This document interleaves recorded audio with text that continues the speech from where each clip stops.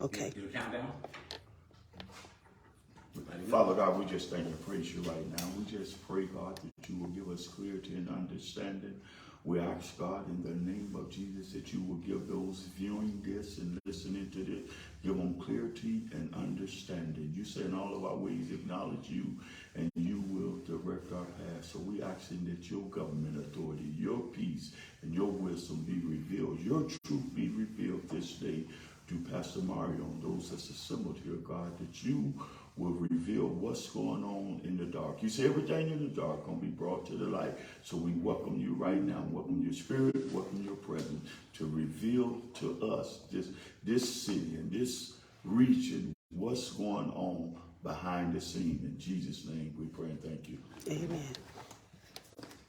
Thank you, Pastor Watson. We're here today to make you aware of the evidence planning of the former head of Metro Homicide, Tim Corbett, who is currently a sworn police officer in the municipality of Mishawaka.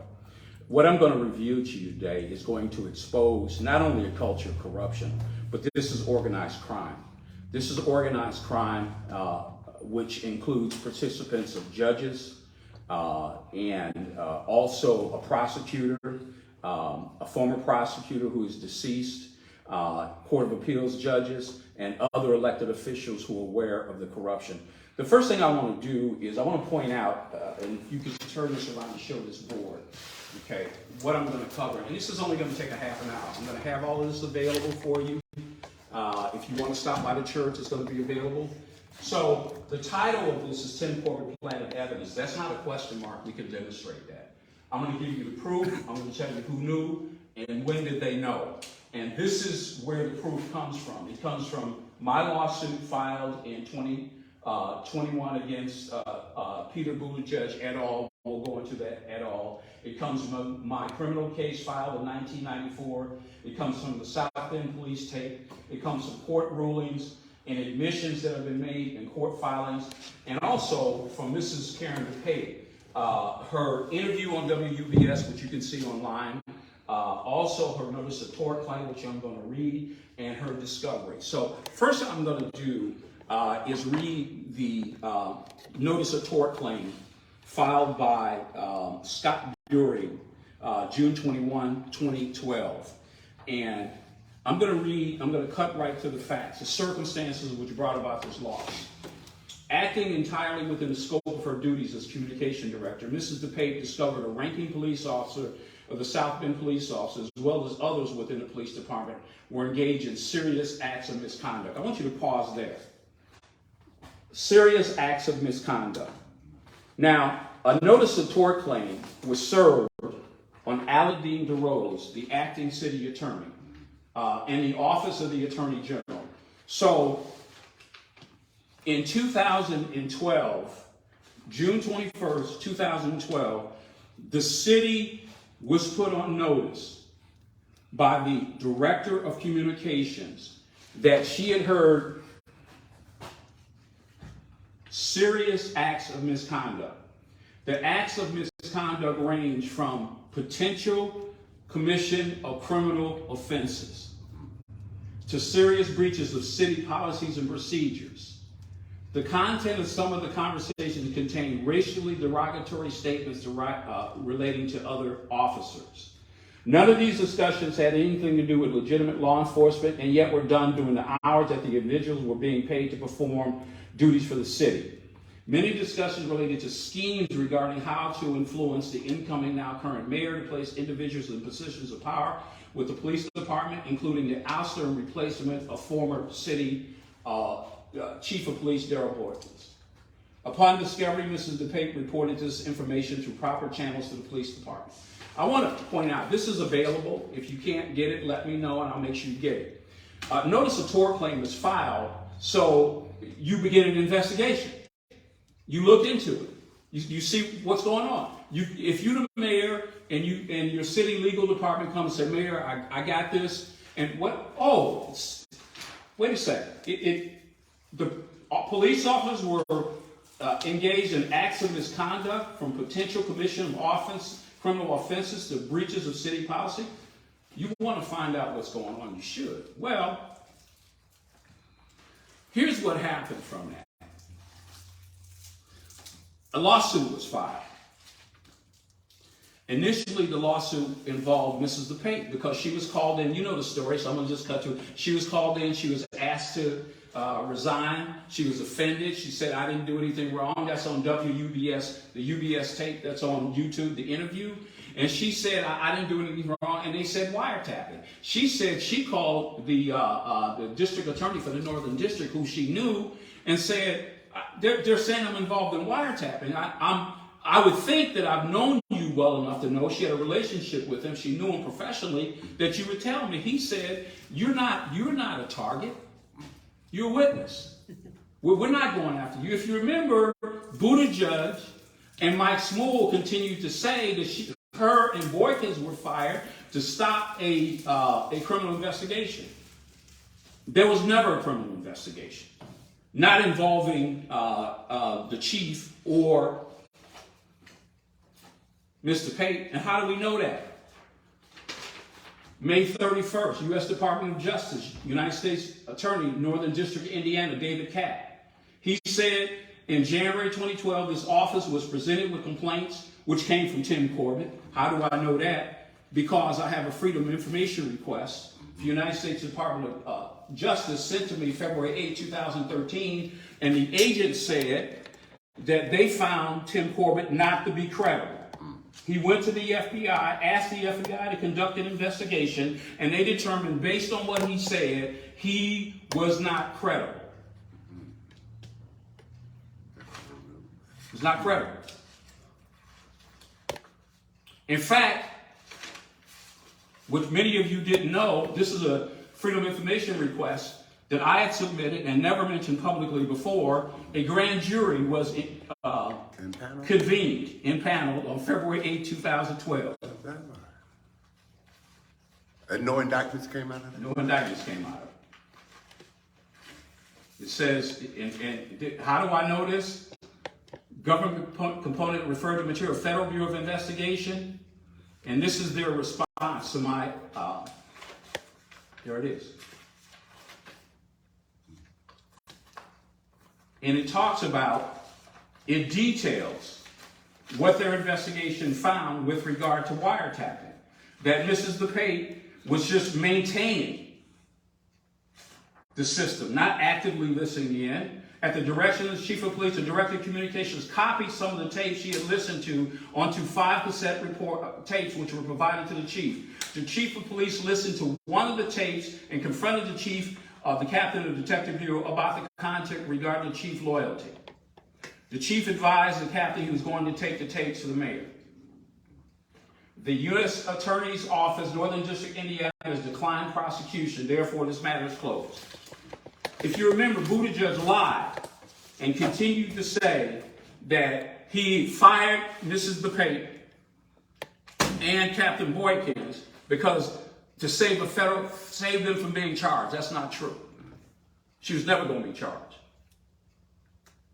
They're looking into the allegations of wiretapping, and they found what Mrs. DePape said on Reverend Williams' interview, that she was just doing her job.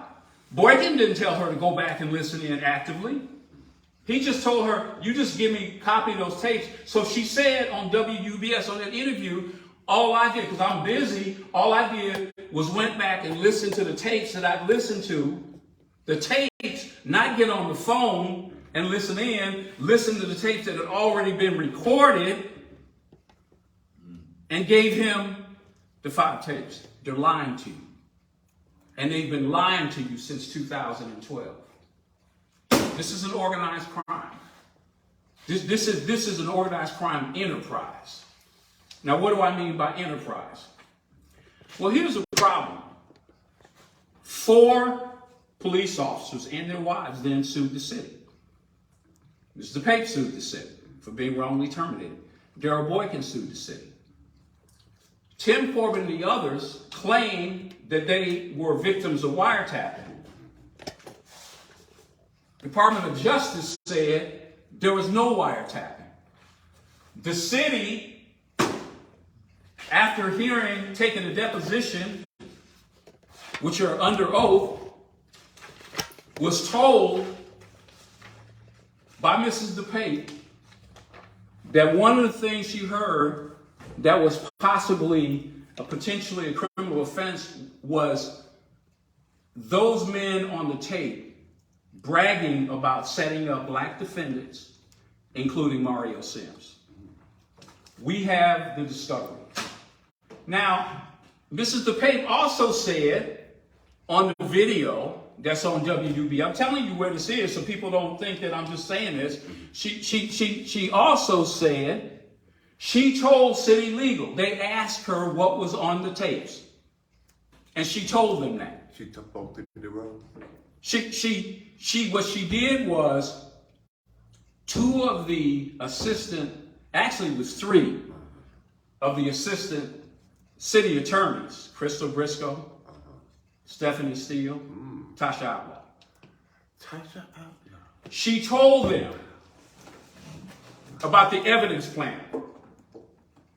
She told them, I have the discovery that was obtained by the Young Turks organization and was published. The documents were published where it specifically states what Mrs. DePape told them, what they knew about, and what they proceeded to cover up. Now, I would tell you, if you read the law, then you'll understand that what the law tells you is that when an officer of the court, every attorney licensed in the state of Indiana is an officer of the court. When they are made aware of a crime, they have the responsibility to disclose that. Yet you have these three city attorneys who the discovery shows, the sworn discovery given under oath shows that what they heard, the communications they heard, was these men discussing planting evidence, doing it like Barnes did with Mario, and planting evidence on black defendants, including the Cash Out Boy gang. There's more. So now, Mr. Pate get paid, settles. Right. I have a settlement agreement here, right?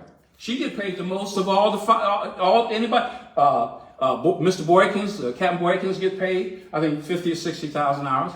Mr. Pate gets paid over $230,000, and the four officers and their wives split $500,000.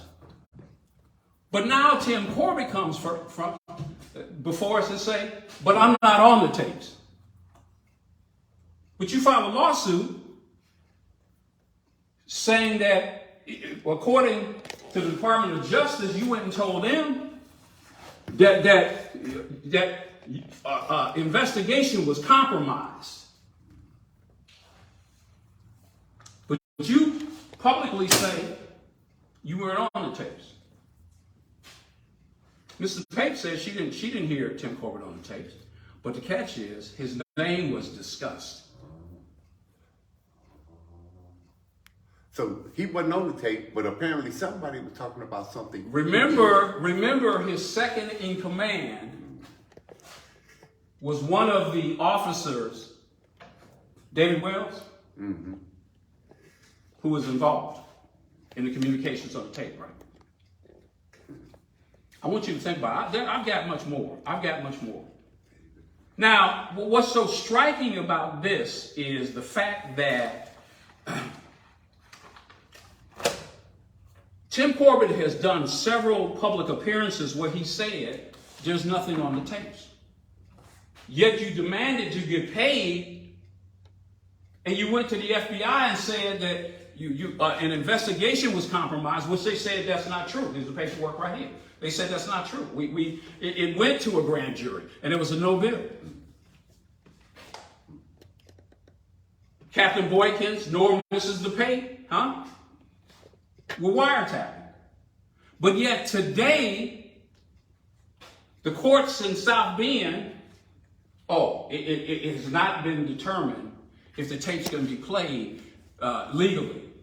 Well, this was recorded on city property. There's no privacy if you're a city employee making a phone call, as Mrs. DePape said, doing work hours. But even if that's the case, there's a case by the name of Gloria Bartnicki and Anthony Kane Jr. versus Frederick Copper, where a communication was heard during a collective bargaining negotiation, and it was recorded. The chief was acting as the union's chief negotiator, used a cell phone in her car to call and engage illegal conduct. Does not suffice to remove the First Amendment shield from speech about a matter of public concern. What they said was the public had a right to know, even if the recording was made illegally. The public had a right to know. They're lying to you. But why are they lying to you? That should be a question you enter. Well, here's the thing. Here's what you should understand about why they're lying to you. It all began back in 1994 with my case. That's why this is listed. In January 1994, I was arrested, charged, and later convicted of breaking into my house and sexually assaulting my wife. Breaking into your house. And breaking into my house. The problem is, and this is who knew and when did they know, the problem is there are affidavits on file. When the state's witness, Carla Pete, testified that she worked in housekeeping at Notre Dame, and she normally gets home between 3:30 and 4 o'clock, that she got home that day. Here's her trial testimony. Here it is. Here's her trial testimony. It's John Marnoka. He's asking, how long you know Linda Murray? Almost 5. Where do you live? 1107. What's the relationship to Linda's house? Right across the street. She said, what do you do? I work in Notre Dame. And what were you doing? Where were you working for Notre Dame January 25th? Yeah. And what day was the week? Friday. I was charged with Friday, breaking the house. So you got to follow this. I went to work about 6:30. When'd you come home? I got home about 4 o'clock. P.M. And when you got home, what'd you do? Yes, I was getting to sit in the window because I was waiting for Linda to come home. Why were you waiting for Linda to come? Because our water had been froze for a week, so you wanted to talk to Linda about it. Did you see Linda come home? Yes. Did you know what time that was? It was anywhere after 5. Well, here's the problem with that. So what they're saying is, I broke into the house before 5 o'clock. But here's an affidavit from Dave Frank. To whom it may concern, this to attest the fact that I, David Frank, was with Mario Sims on January 21st, 1994, at approximately 2 p.m. until approximately 4 p.m. at the studio of TCI Michigan, located on Edison Road. He gave this to me 1 year after trial. It was submitted on the record, if you need a copy of it. John Marnoka was the deputy prosecutor. He did not object to this. Under Criminal Rule 17, read the criminal rule, it goes in as being admitted. They admitted I can't be at the studio on tape at 4 o'clock, but break it into my house before Carla Pete got in. It gets better than that. The day that I went to give my statement, the next day, on January 22nd, upon entering the residence of Mario Sims at 1025 North Johnson, on January 22nd, I observed a leather-banded watch lying on the floor of his office. At that time, I picked it up and placed it on his desk. This was prior to his visit to the police station for questioning. I wasn't released. This was she's saying that on the 22nd of January, this is when I went to the police station to give my statement. She was watching my son. I didn't get released until 3 months later. She found my leather band watch. State's witness, Lori Gazzeski, the lady who claimed to have given me a handgun in which to force my wife to have sex, testified that she found my watch on her doorstep 3 days later. Candy said she was in my house on the 22nd. She picked up the watch and put it on my desk. 3 days later, the watch somehow ends up on her back step. Got her trial testimony here if you want to see it. Right here. I want to also tell you something that I think is really interesting before we get into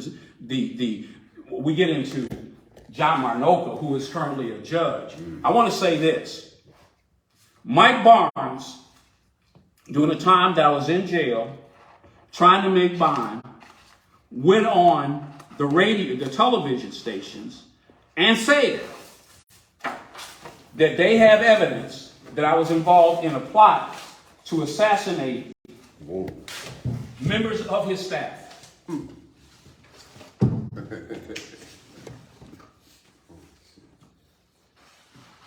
The problem with that, I was remanded a year after trial, and I subpoenaed the detective chief, Don Ruskowski. Here's the transcript. I also subpoenaed Chief Ruskowski, who's chief of detectives for the South Bend Police. Chief, I believe, would be responsible for overseeing an assassination plot. If I could, I can call you Chief Ruskowski, Your Honor. Yeah, this is the current chief's father. Right. The court, Mr. Sims, as a matter of fact, it is not ordinary. The counsel presented to put on evidence to make an argument. And I said, fine. You say that's the current chief's father? That's the current chief's father. He was the chief of detectives. Mm-hmm. So, at this point, I asked him, were you asked to investigate a threat? And he said, that's correct. And I said, there was no active investigation with regard to an assassination plot. He said, well, if you call it a technique where I think the city officials were warned that there was information gathered or something happened, yes. Now, as far as a full-blown investigation like took place actually in your case, no, that did not occur. So, in fact, there was no evidence. Correct. There was no evidence. The elected prosecutor lied. Well, it gets better than that. Mike Barnes issued a subpoena denying he ever said it when he was a Court of Appeals judge. That's perjury. That's perjury. Now, I want to get into John Marnoka because you need to clearly understand John Marnoka. What John Marnoka did, they placed a young man by the name of Lionel Williams. They call him Wine from South Bend. They had moved me from a 5-man cell up to the 4th floor. Put me in a cell with over 40 people. When I got there, there was 3 inmates. Dennis D.J. Brown, Paul Whitmer, and Lionel Williams. They all claimed initially to have heard me confess to them that I told them I did it. When it came trial time and we went to subpoena Dennis D.J. Brown, who lived up on the lake, he said Tim Corbett and John Marnoka wanted us to testify against you. He said the only one that agreed to do that is Lionel Williams. Why? Why? So here's his testimony. It said this. Dennis said Marnoka is asking him this. So you think if you testify truthfully, the state might change the position, right? Correct. You understand that even if the state agrees, Judge Means would have to agree as well. Is that correct? That's correct. So when you talked to the defendant, did he talk to you about your case? Yes, sir. What happened? Well, he told me that he had forcible sex. Now, did you ever negotiate? My attorney said, did you ever negotiate with the St. Joseph County Prosecutor's Office a deal that entailed you testifying? He said no. Initially, on March 3, 1994, Judge Mike Barnes wrote to Tim McLaughlin, Wine's attorney, I'm not going to agree because of his criminal history. This is on March 3rd.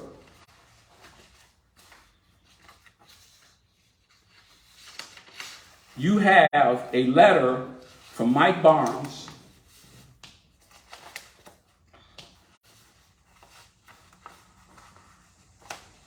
a month later, before my trial, April 19th, to Judge Means. I have relented with regard to Lionel Williams. I do not object to a hearing on a modification of sentence. We never got this. The defense never got this. John Marnoka solicited testimony that he didn't know. That you didn't get a deal, right? You got no deal. My attorney said, you want to get a sentence modification, right? That's the reason you're here. No, that's not correct. Why did you make an arrangement with the state? The state never said they reconsidered. John Marnoka was standing in the courtroom. He was supposed to correct that statement. He allowed perjured testimony to go in to the jury.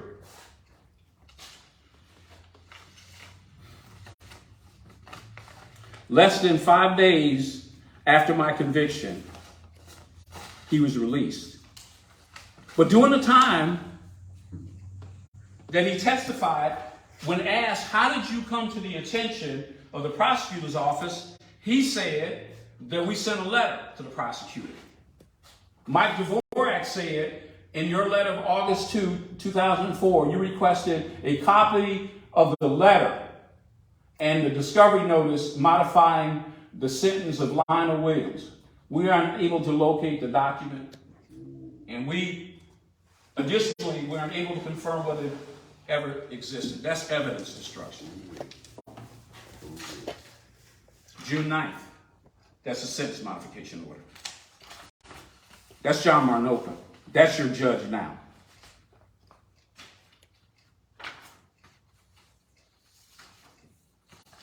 I want to go into one more thing. So my wife, the theory of the state case was I broke into the house through the front door, which we know I couldn't even been there. And I used a heroin-filled syringe and a handgun. I want to show you something. This is my divorce lawyer. This is on the record. Comes now David W. Albert. When Mrs. Libby, see, my wife and I she filed for divorce, so I started dating somebody else. Her name was Libby Christian. When Miss Libby Christian accompanied Mario Sims to the South Bend Police Station as a friend, more particularly at the time Mr. Sims was giving his consent to a police search. Remember to watch how I always gave consent. Miss Christian informed the police she was an insulin-dependent diabetic, and that an open package of her syringe, which she had removed one, was in the house. 10 syringes, 9 removed. At trial, they presented an open package of syringes, and they asked her, how many supposed to be in 10? How many here now? 9? I never opened the syringes, is what she testified. Think about that. And there was no evidence introduced that you opened them either. No. My wife, the victim, I was able to, they talk about Sims filing frivolous stuff. Well, for 28 years, I tell you this, if you're falsely convicted, you're going to do everything you can to protest your wrongful conviction or something wrong with you. And I did. Well, so the Indiana Court of Appeals did 2 things that have never happened before in any case. My case was remanded back twice. In April of 1995, because I showed them the affidavits that I presented to you, and they said, we're not going to stay your appeal. You should be able to get the relief you sought when you go back to the trial court, except that my trial court judge was Jeannie Jordan, who I found out later had a daughter who was sexually assaulted by a black man. She should have never been on my case. So this was asked of my wife, the alleged victim.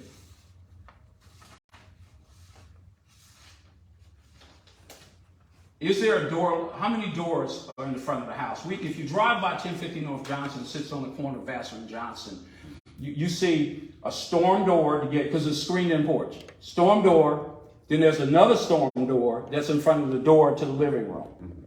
So I asked her, how many doors? She said, because I did a deposition. There's a door latch on the second door. There's a deadbolt on the third door. Your response to the question on June 16th was, the second door has a deadbolt. I said it then, my recollection today is it's deadbolt. So under oath, in response to the question, you said the second door is a deadbolt. There are, in fact, 3 doors between the street at 1050 North Johnson, and all of them were locked that day before and after the burglary. How do you break into a house when all 3 doors were locked before and after? Incidentally, the first officer that responded at that time was Bryant Young, one of the 4 officers on the South Bend police tapes.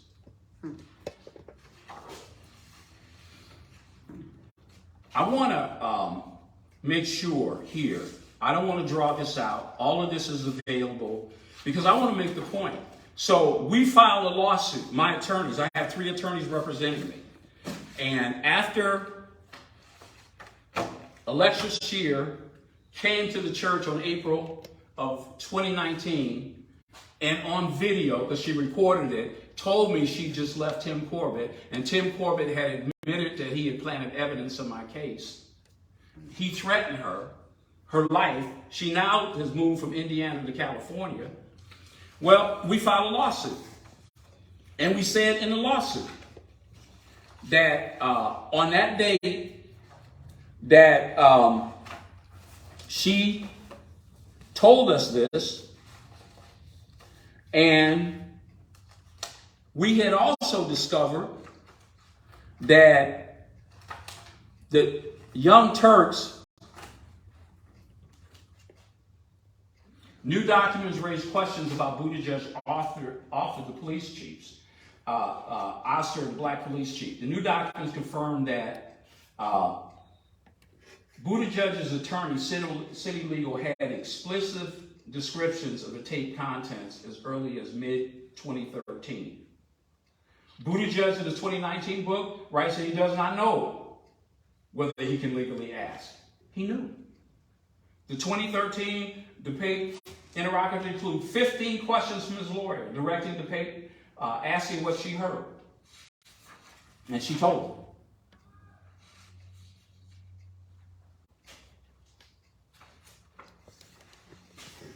This is in, you can look online.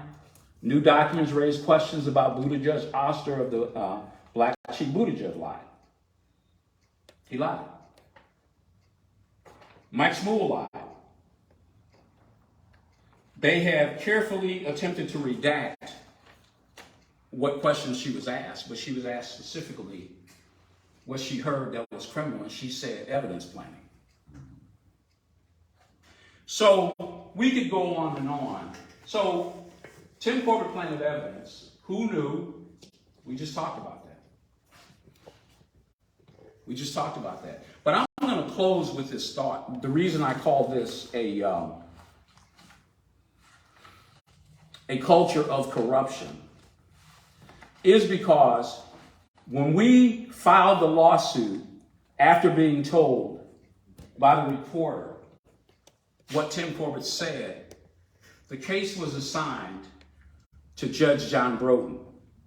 I didn't know at the time that Judge John Broughton was a former head of the Democratic Party here in South Bend, St. Joe County, nor did I know he was a former city attorney. He should have never sat on this case.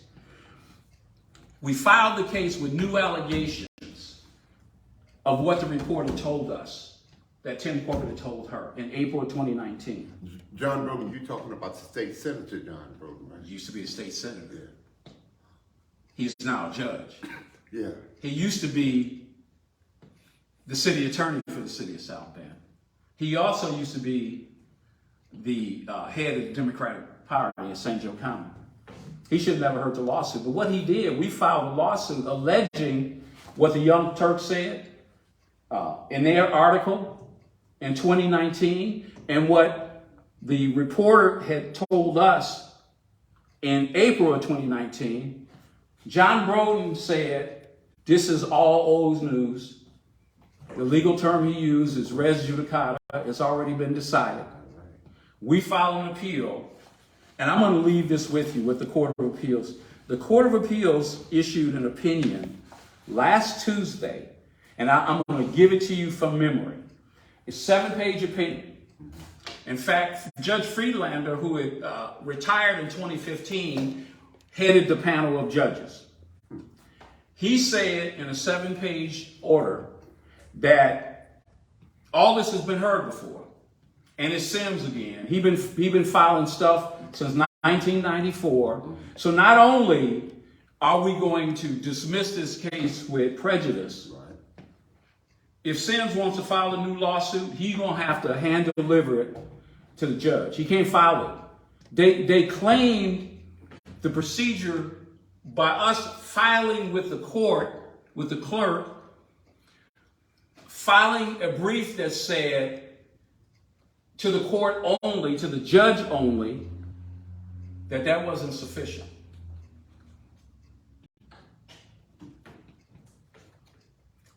But they never addressed the evidence plan. They never addressed this reporter life being threatened. I mean, can you imagine one of us threatening a reporter's life? I can imagine what would happen.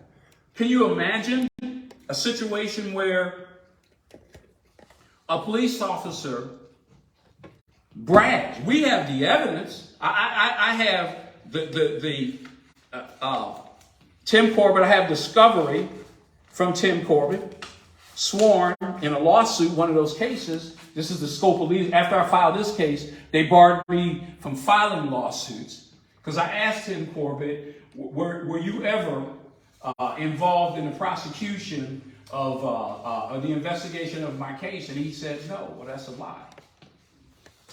He signed that under perjury, because how are you going to admit that you planted evidence in my case, but on a sworn document say that you never did? What's the current status of the tapes right now? The article today indicates that the city, I'm glad you asked that. So I had an opportunity to listen to the oral argument at the 7th Circuit when the city appealed to the 7th Circuit. The 7th Circuit judge said something I thought was on point.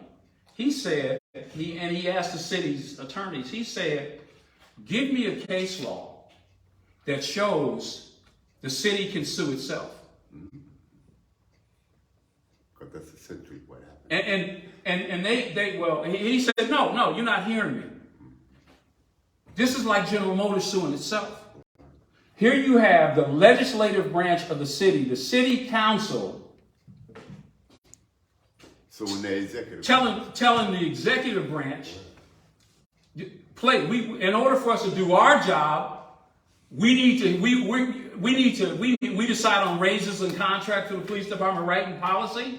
We need to hear these tapes. And the city says to its city council, no. That's why the 7th Circuit dismissed the case. Because they said the city can't sue the city. So why, since 2012, 10 years, have the tapes not been played? Because of this information I gave you. Tim Corbett said publicly, if I go down, everybody going down. I remember that. So they're afraid. Jobs have been promised. Stephanie Steele. Yeah, she's the corporation counsel now, right? The Steele is a St. Joseph County judge. Oh, yeah, that's right. She moved. Krista Briscoe. She was when she was moved up, and then the governor. Isn't that amazing? It's amazing that Stephanie Steele and Miss Outlaw is involved, and they both African American. Well, and so is Krista Briscoe. Is she? Yeah, I didn't know that. Yeah. So I don't know. I'm trying to make this brief. I don't want to drag you out. I have jail records showing that. I know you got to go, Pastor. I have jail records showing that Tim Corbett was involved in moving the inmates out. This is the shift detail law to prove that he, in fact, moved the inmates out to give them the testimony. The 3 inmates, and one was the only one of them that agreed to testify. The other 2 refused, saying they didn't hear anything. So I want to just close. I don't know if you have any questions that I can answer the next few minutes, but I have all the documentation here. If anybody has any questions about this, but we've established now what the proof is. Karen DePay gave you the proof. Sims versus Buttigieg, that lawsuit detailed Corbett going to the reporter, Alexis Shear, and telling her. That was reported. She ended up contacting very credible people, filing a police report. Derek Dieter, Pat Cottrell, who was the former head of the Board of Public Safety, that her life had been threatened. What did it have to do with that? Well, he received information from her. Yeah, because he was a cop at the time, right? Yeah, he was city council at the time. Oh. He's now a commissioner. So here's the thing. None of the things that I've told you about the false testimony in my case, the introduction of false evidence, it has never been challenged. It has never been objected to. In fact, when it was introduced post-trial in my first remand, John Marnoka was a deputy prosecutor at the time. He didn't object to any of it going in. After we determined that Judge Jeannie Jordan shouldn't have been on my case and denied my first remand, I filed a second motion for remand, which was granted in December of '95, and then submitted a change of judge saying that her daughter had been sexually molested to get her off the case. She got off the case. They should have appointed a panel of judges here because a PCR can't go to another county. No judge here wanted it. It ended up going to Elkhart. Judge Donald Jones was the judge appointed. All of the allegations were admitted. Judge Jones said in his order, the jury heard perjured testimony and they were free to believe it. But it was perjured testimony. Did he actually characterize it as perjured? The jury heard perjured testimony. Is that what he said? That is what he said. And you're free to believe it? And you're free to believe it. And he said this. And he said, you waived all these issues because you didn't take an appeal. And I'm like, well, the Court of Appeals sent me down here. Thank you. To correct the obvious error. And so for 28 years now, I've been fighting this conviction. And their defense is, it Sims again. The city of South Bend has a nasty little habit of isolating people and calling them troublemakers and gadflies and gotcha guys and all that kind of stuff so that they can keep all this little dirty, ugly. Well, they control the media. There's no media here. If this was Chicago and you're talking about evidence planning, every station would be here. They control the media. You remember the reporter was threatened, but she wasn't the only reporter. Jacqueline Kelly also was threatened and ran out of here. She told me it's okay to use her name. How can a city, a government, threaten, allow a sworn police officer to threaten a member of the press? I was talking to Trina earlier today, and the city of South Bend has an issue with the rule of law. They only want to follow the law when it somehow gives them some advantage. It's not the rule of law here. It's supposed to be the rule of law. It's the rule of man. Yeah. So that's my point. What I'm going to do is, if you weren't able to get this, I'm going to do I'll be in the studio next week. I'll be able to wrap all this up. I have all the documentation. I have thousands of pages if you want to see it. And if you ask, why didn't you file complaints? I did. I filed a complaint about Judge John Marnoka. And it said they investigated and they didn't. A judge that solicited perjured testimony knowingly, that he suborned it. He knew it was perjured. And didn't care. From a jailhouse snitch that was sourced by Tim Corbett, that was given. I have the transcript of Lionel saying, oh yeah, it's just like here, just like you wrote down.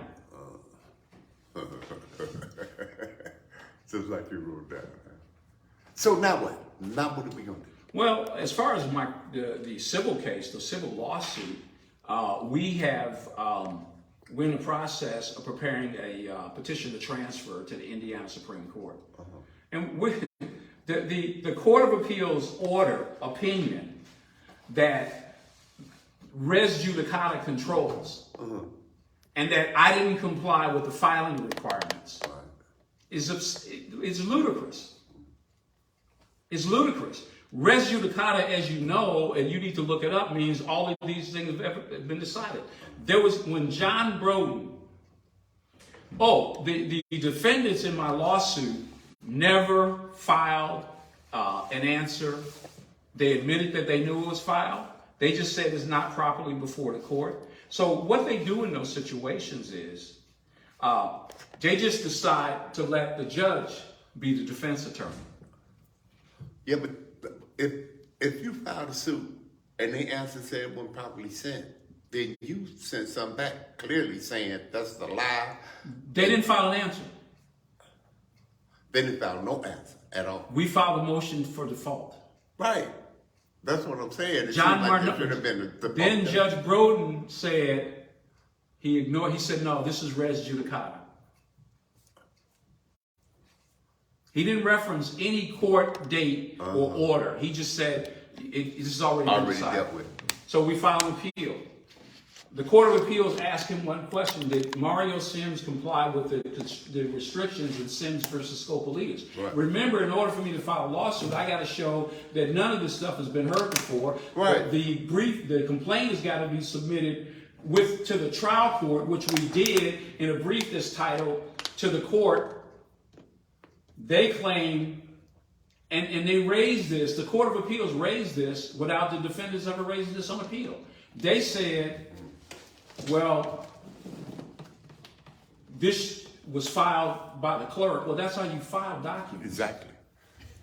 And it should have just been taken to a judge. Well, we filed with the clerk with a notice to give it to the judge. But, wow. See, So I know just enough about the law to say that if you make a motion for default judgment, the only ruling the judge can make is the defendant here. Okay, do you understand what I'm saying? Yeah. What this is organized crime. Yeah. They controlled John Broden. The And tip-off apparently was- Marnoka too. Well, they protect Marnoka. And just like they're protecting Tim Corbett. But these are the same people that time after time after time, we have to stand up as activists and demand justice from. But can you trust a system where there have been criminal investigations by Metro Homicide? I wouldn't. Well, but that's the reason they don't want to acknowledge this. Chicago's got 80 or 90 cases they've had to overturn. Yeah, there was Because of one corrupt officer. There was a commander of gang crimes. His name was John Bird. He was throwing dope on people and laying Putting cases. Didn't do. They beat the hell out the Wilson That's right. brothers. I mean the hell. That's right. And finally they caught up with him. Well, there's a black sergeant now that did it, and they just reversed 80 or 90 cases. Yeah, I'm not surprised. So folks, why am I doing this? I'm an American citizen. Citizenship should guarantee protection of the Constitution. I'm a veteran. I served this country. Don't care. These people don't care. They didn't serve. What do they care about me being a veteran? Give a damn. Christian, John Broden puts on his Wikipedia that he goes to one of the Catholic parishes. Huh? Yeah, so what? The citizenship don't mean anything. Being a veteran don't mean anything. And when they say that they're Christians, Joe, what that mean? Huh? It's a cloak. Huh? It's a cloak to hide behind. Folks, I'm not going to stop. It's up to you to decide to be American citizens and stand up against this injustice. This is nothing more than a criminal gang operating here. And the tentacles go all the way down to the Court of Appeals. You cannot trust justice. You certainly can't trust any conviction that came out of Metro Homicide during the time that Tim Corbett was the commander of Metro Homicide. We haven't even touched on the confirmed facts. I've had white police officers come up and tell me time after time, I work with Tim Corbett. I know he uses the N-word. I know he's racist. I think it's a general theme among most of the policemen that work on the South Bend Police Department who work with Corbett said that most the state police won't work with them at all. The Indiana State Police told me, when I asked them why weren't they a part of Metro Homicide, they said because Tim Corbett is racist, Right. and we don't want our people going there and being poisoned by Tim Corbett, and then coming back to our agency. This is the opinion that came out on October 12th, last Friday, that I referenced, and it basically just created. It never. Here's what it says. I'm going to say this, and then we're going to close. Joe, if you have any closing comments, you're welcome to add. I just want to read this. Okay. They reference the suit that I filed, and due to Sims's continued filing of meritless actions. Now, you remember the allegation that was made that was not denied was that Tim Corbett had admitted to the reporter that he had planted evidence. And the reporter then doing a video and then calling City Councilman and former police officer Derek Dieter, the head of Board of Public Safety, Pat Cottrell, she filed a police report with Officer Darren Hackett, and also told activist Jesse Davis. That doesn't sound frivolous. They said because he's filing frivolous, that this is abusive litigation. In other words, we don't want to hear this. Sims has a penchant for litigation regardless of the merits. We don't want to hear this. So what that you've been set up? Yeah, water over the bridge. So what? That should frighten people. I mean... What really frightens me is the fact that they still won't let the tapes go. But there's no reason to. They're not illegal. They keep saying the courts keep saying that they haven't established if they're illegal. Yeah, it's not wiretapping. Right. Once you say they're not wiretapped, Well, I didn't say it. But that's what I'm saying. Once the court determined that they're not wiretapped. But Karen DePapers told you. But also the Department of Justice said. We impaneled the Garnd Jury about the wiretapping issue. And there was a no bill issue. It's not wiretapping, folks. They're lying to you. All this information that I gave you on this case, on my case, all the information that Karen DePape told Tasha Outlaw, Crystal Briscoe, and Stephanie Steele, they know. You have the proof. You know who knew. You know when they knew. You knew from the test, the discovery that was given, discovery responses that were given. You know what like to me, man? That the city has developed themselves from palace guards. They have judges now. They got corporation counsels. They have police officers. They have judges. They got assistant prosecutors. They got prosecutors designed to make sure that whatever they do that's against the rule of law can kind of swept right up under the rug. There's one man that could resolve this overnight, and that's Prosecutor Ken Carter. Carter won't. And you know he won't. He knows. Because he knows what he array against when he come back. That's right. He already know. And he proved it. Remember when the young man got murdered over there in front of Central High School? And it was shown by the downward motion of the bullet. We got a sergeant that actually does firearm training. And we know that policemen have taught the shot toward the middle of the body. And this guy got shot on a downward angle. He couldn't have been standing up. It's clear. Carter refused to go after it. He gave up a special prosecutor from down there in Klan land who can absolve them. This is testimony, affidavits. The FBI FOIA saying that there was no wiretapping. This is testimony from the record showing that John Marnoka was involved. So where are the tapes at this point? Well, Karen DePape don't think they exist anymore. Oh, they think it's they were moved to Chicago into the law firm, which against what the judge had ordered that the city maintains possession. They will, people. I'll say this in closing. This is supposed to be America. They always, stand up and say it's America. If this is America, then I'd hate to see what a third world country's justice look like.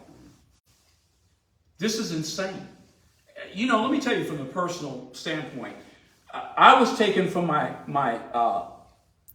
family, my 2 daughters and my son, for 12 and a half years. I went to prison when my son was 9. I came home, he was 21 years old. Where do I go get that time back? While I'm continually hearing, well, that's frivolous and it's abusive litigation, here's a mountain of evidence of the crimes. And in addition to what's on the record in my case, it's what Karen DePay told you, but you keep saying, no, it's wiretapping. The FBI said it isn't. And Karen DePay explained that, no, I just listened to the tapes as part of my job, and it was not active listening. But yet you paid her the most of any of the defendants, and then told them to be quiet. Right. So, folks, I'm not going to take any more time. I thank you for tuning in. You'll be hearing more. I'll be more organized. This was a more, there's so much here. If you have any questions, you want to see specific documents, a lot of these documents you can find on the Making a Conviction of Mario Sims Facebook page, except for the Freedom of Information request, which I got from the Department of Justice. If you'd like to have access to that, give me a call. I'm not going to release the whole thing to the public to hold back a little something, see how they respond to this. But it's here. God bless you all. Thank you very much for tuning in.